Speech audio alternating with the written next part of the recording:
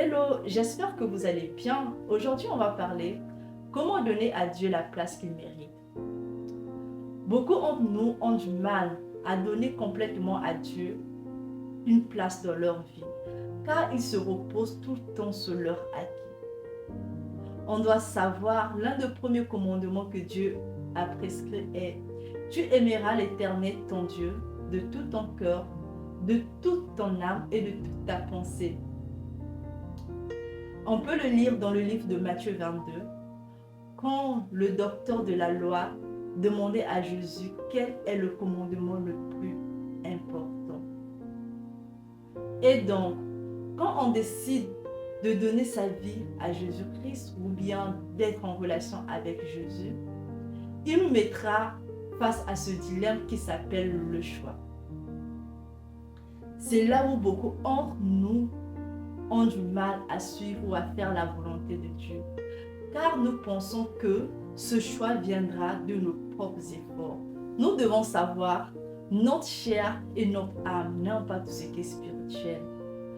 Alors, quand nous donnons notre vie à Dieu, nous devons faire ce choix de rechercher sans cesse la présence du Saint-Esprit, afin qu'il puisse transformer notre être intérieur.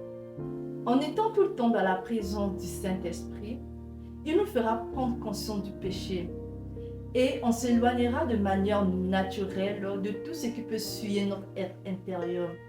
C'est alors on peut parler que le Saint-Esprit nous emmène sur une dimension de sanctification et de vivre à l'image de Christ.